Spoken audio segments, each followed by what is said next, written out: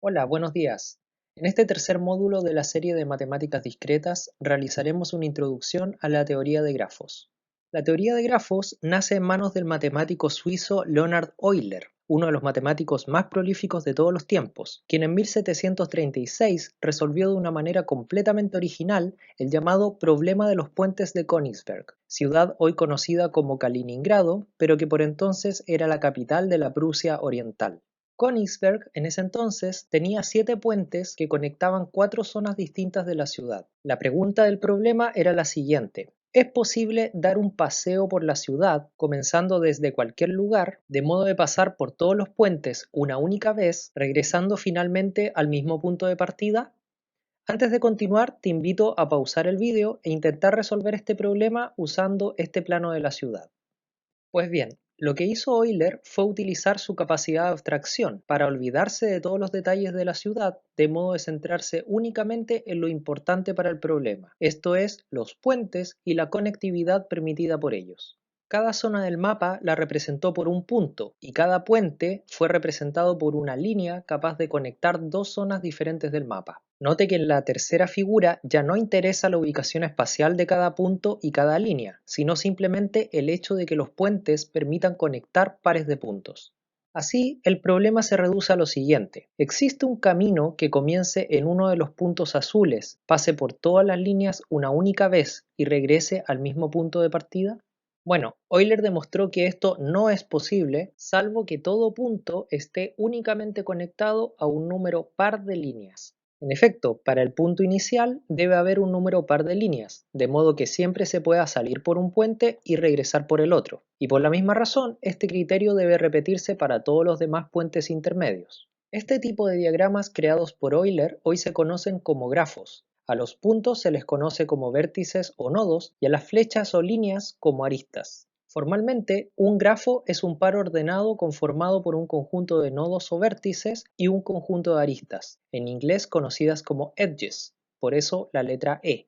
Note que los grafos no son más que una manera de representar relaciones matemáticas. De hecho, el conjunto de aristas es la definición de una relación y por tanto un subconjunto del producto cartesiano conformado por el conjunto de vértices. Una arista se denota como un par ordenado que representa una relación entre vértices del grafo. Dada una arista AB, decimos que los nodos A y B son adyacentes o bien que la arista es incidente con los nodos A y B. Además, existen dos parámetros importantes en todo grafo: su número de nodos u orden del grafo, comúnmente denotado por la letra n, y su número de aristas, denotado comúnmente por la letra m. Ambos parámetros hablan de la complejidad topológica del grafo.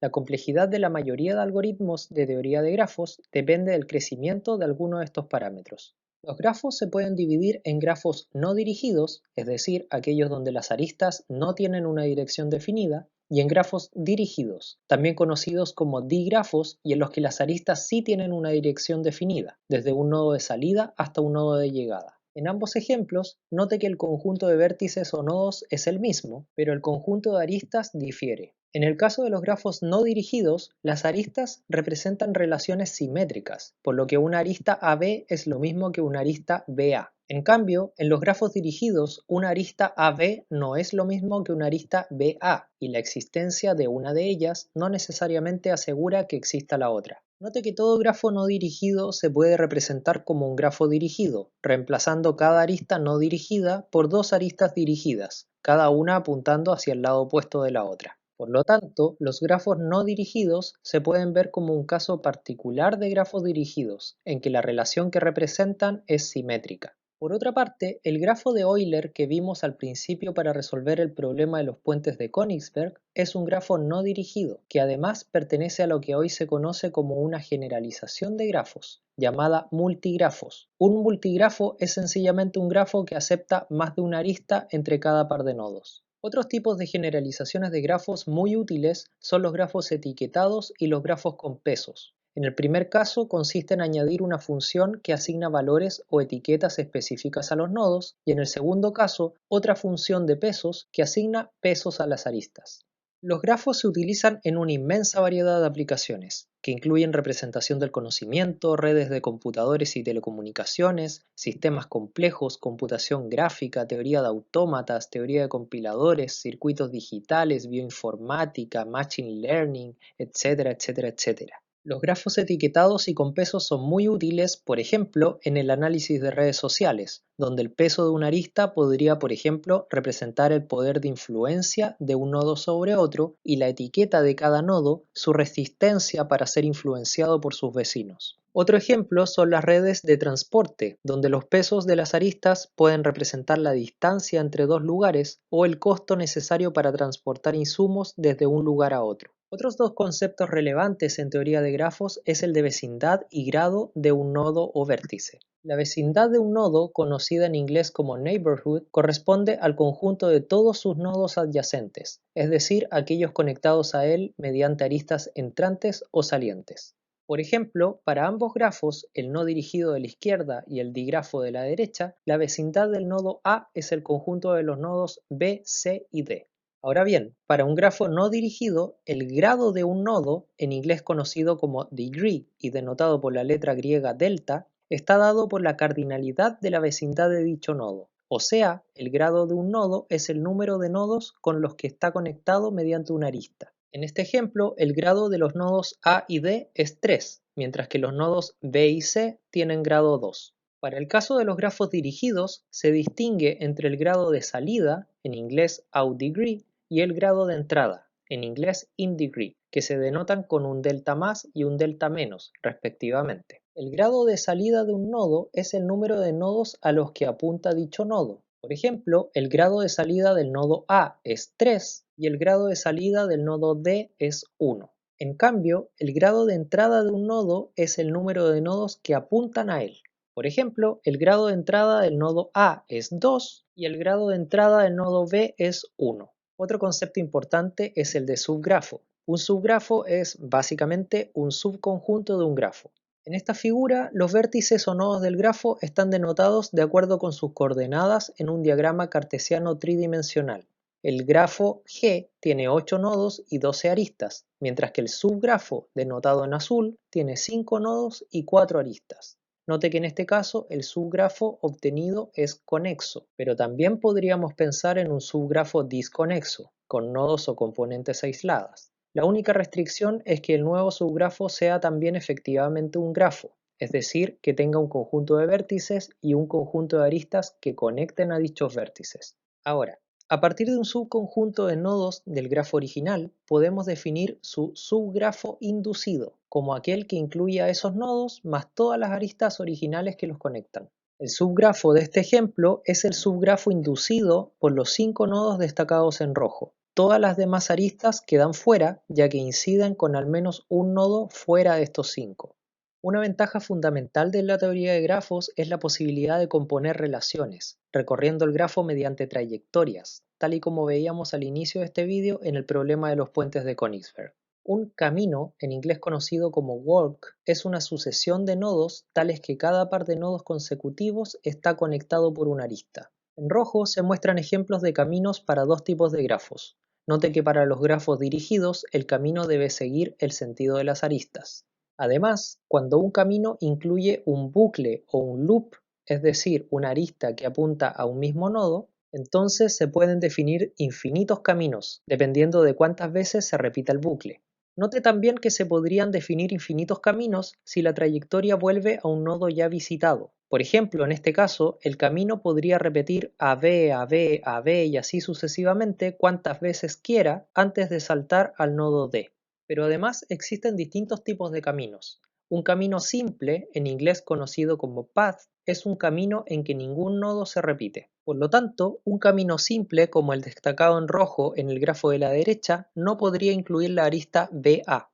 Un camino cerrado es un camino donde el último nodo es igual al primero. Por ejemplo, para el grafo de la izquierda, un camino cerrado podría ser ABDCA, o los múltiples resultantes de volver a repetir el mismo recorrido. Lo importante es que el camino acabe en el mismo nodo inicial. Para el caso dirigido, un camino cerrado podría ser ABABDCA y también los generados repitiendo la trayectoria inicial AB. Cuando el camino no es cerrado, es decir, cuando el nodo inicial es distinto del final, entonces se llama camino abierto. Note que podemos crear un camino abierto a partir de un camino cerrado simplemente quitando el último nodo. Un ciclo es un camino simple cerrado, o sea, un camino en que el último nodo es igual al primero y ningún otro nodo intermedio se repite. Así como un camino simple es una trayectoria en que ningún nodo se repite, un recorrido, en inglés conocido como trail, es un camino en que ninguna arista se repite. Por ejemplo, para el grafo no dirigido a la izquierda, un recorrido posible podría ser A, B, D, C, A, D. Note que este no es un camino simple, porque repite el nodo A, pero sí es un recorrido válido. Además, todo camino intermedio de un recorrido también es un recorrido. Para el grafo de la derecha, un ejemplo puede ser A, B, nuevamente B, aunque note que solo podemos repetir una vez el bucle, D, C, A y D. Finalmente, a un recorrido cerrado, es decir, tal que no se repite ninguna arista y el último nodo coincide con el primero, se le conoce como circuito. Estos son dos ejemplos de circuitos para nuestros grafos de ejemplo. Note que las definiciones de este esquema pueden diferir sutilmente entre un libro y otro. Por ejemplo, dependiendo del contexto, algunos autores a los caminos simples les dicen caminos a secas. En inglés, en cambio, existe menos ambigüedad en estas definiciones. Cerremos este tema de las trayectorias de grafos con tres definiciones adicionales que me parecen muy importantes, como son el largo de un camino, el camino más corto entre dos nodos y el diámetro de un grafo. Aprovechemos de cambiar de ejemplo. Aquí tenemos un grafo dirigido y etiquetado. En este caso, las etiquetas corresponden sencillamente a un identificador para cada nodo. Para un grafo sin pesos, el largo de un camino es el número de aristas contenidas en él. Por ejemplo, el largo del camino destacado en rojo es 4, porque hay 4 aristas contenidas en él. Ahora, si el grafo tiene pesos en las aristas, el largo corresponde a la suma de los pesos de las aristas contenidas en el camino. En este caso sería 23. Por otra parte, el camino más corto entre dos nodos, por ejemplo entre los nodos A y F, es el camino de menor largo posible que los conecta. Si las aristas no tuvieran pesos, el camino más corto sería este, ya que es el que tiene menos aristas. Sin embargo, al considerar los pesos, notamos que el largo de este camino es 25, por lo que el camino más corto sería en realidad este otro, de largo 20. Existen diversos algoritmos para encontrar el camino más corto entre dos nodos de un grafo. Sin embargo, un algoritmo clásico que permite encontrar todos los caminos más cortos es el algoritmo de Dijkstra. Este algoritmo fue creado en 1956 por el informático teórico neerlandés Edsger Dijkstra, quien publicó el algoritmo 3 años más tarde en 1959. Para no extender mucho este vídeo, no hablaremos de este algoritmo en detalle. Sin embargo, es sencillo de entender y pueden encontrar muchas explicaciones en Internet. Por último, el diámetro de un grafo es el máximo largo de todos los caminos más cortos que existen entre todos los nodos del grafo. Entonces, para poder calcular el diámetro de un grafo, primero tenemos que encontrar el camino más corto de cada par de nodos del grafo y luego quedarnos con aquel que tenga el mayor largo. En este ejemplo, el diámetro sería 27.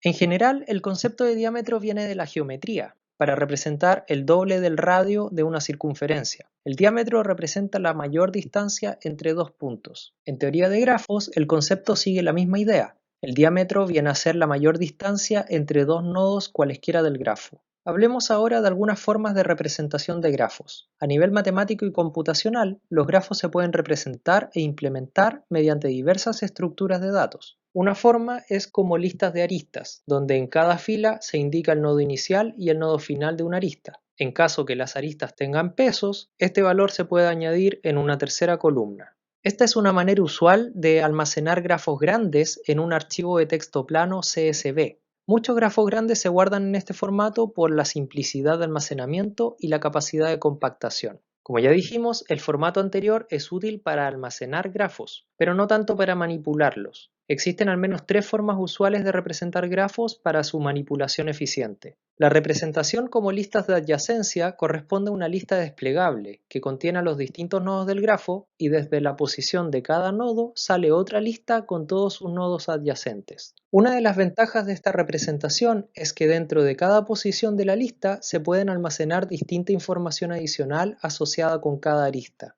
Por ejemplo, el peso de la arista. Esta representación puede ser útil especialmente para grafos dispersos, es decir, grafos con relativamente pocas aristas, por ejemplo, aquellas que son cercanas al número de nodos. Otra representación más típica es la de la matriz de adyacencia, una matriz cuadrada y binaria de ceros y unos, donde el valor de una posición es 0 si la arista no existe o 1 si es que existe una arista entre el nodo de salida y el nodo de llegada, representados respectivamente por las filas y columnas del grafo. Si además queremos considerar los pesos de las aristas, entonces en lugar de un 1 ponemos el peso correspondiente. Al contrario de la representación anterior, las matrices de adyacencia no son útiles en grafos dispersos, ya que en tal caso, como en este ejemplo, la matriz se llena innecesariamente de ceros que no suman información. En cambio, sí son útiles para grafos densos, esto es, con un número de aristas cercanas al número de nodos al cuadrado.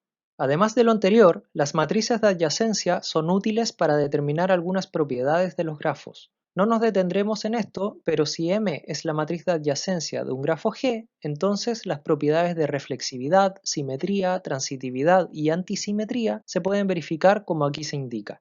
En tercer lugar tenemos a las matrices de incidencia. Aquí las columnas representan a los nodos y las filas a las aristas, de modo que un 1 significa que el nodo incide en dicha arista y un 0 que no incide. Esta forma de representación en general no es tan útil como las anteriores, dado que se complica si intentamos dirigir las aristas o asignarles algún peso. Además, note que cada fila tiene a lo más dos unos, por lo que se pierde muchos espacios con 0. Sin embargo, estas matrices sí son muy útiles para una generalización de grafos llamadas hipergrafos, en que una arista, aquí llamadas hiperaristas, pueden relacionar a más de dos nodos al mismo tiempo.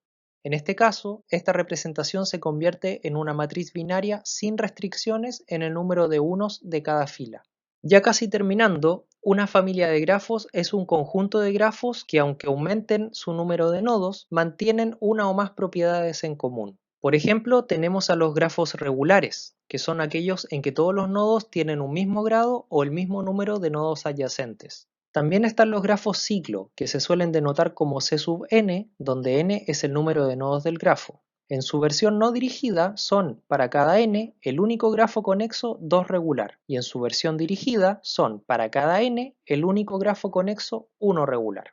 Los grafos completos son aquellos en que cada nodo apunta a todos los demás, o sea, son grafos n-1 regulares. Otra familia importante es la de los grafos bipartitos o bipartidos. Estos son aquellos en que el conjunto de nodos se puede particionar en dos conjuntos disjuntos, de modo que las aristas solo pueden relacionar nodos de una de las partes con nodos de la otra, o sea, los nodos de una misma parte no se pueden relacionar entre sí. Este ejemplo que vemos aquí sería un grafo bipartito completo, porque no se pueden añadir más aristas, de modo que siga siendo bipartito. Un caso particular de grafos bipartitos son los grafos estrella, donde existe un nodo central y otros k-nodos satélites o periféricos. Finalmente, una familia de grafos tremendamente importante para muchísimas aplicaciones son los árboles. Los árboles son muy usados en algoritmos de ordenamiento y en una serie de aplicaciones de diversa índole. Se necesitaría de un video aparte para hablar más en profundidad acerca de ellos. Aquí diremos sencillamente que un árbol es un grafo bipartito en que cada par de nodos está conectado por exactamente un camino. Son conexos, no tienen ciclos y permiten representar estructuras jerárquicas, de modo que nacen de un único nodo raíz los que van generando hijos hasta llegar a las hojas. Y ya para terminar, mencionaremos muy superficialmente algunos de los problemas clásicos de teoría de grafos, los que tienen aplicaciones en un sinnúmero de contextos. Por una parte tenemos a los problemas de cobertura. Una cobertura de vértices es un conjunto de nodos tal que todas las aristas del grafo son incidentes a ellos. En otras palabras, esa selección de nodos permite cubrir todas las aristas del grafo. El problema consiste en encontrar la mínima cobertura de vértices para un grafo dado. Estas soluciones pueden ser muy útiles en problemas de telecomunicaciones, bioinformática, redes de transporte, etc., relacionados siempre con reducir los costos de transmisión de mensajes o de cobertura de servicios.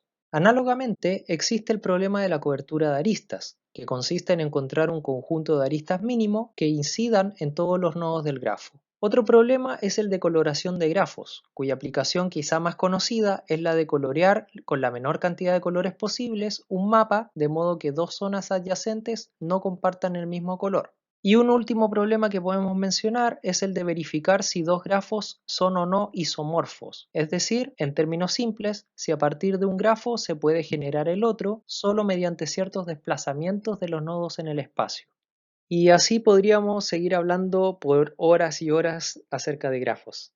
La teoría de grafos es una línea de las matemáticas discretas y de las ciencias de la computación muy bonita y fascinante. En este vídeo he intentado hacer una breve introducción sobre algunos de los aspectos que a mí me parecen más relevantes. Eso ha sido todo por ahora. Espero les haya servido. Hasta luego.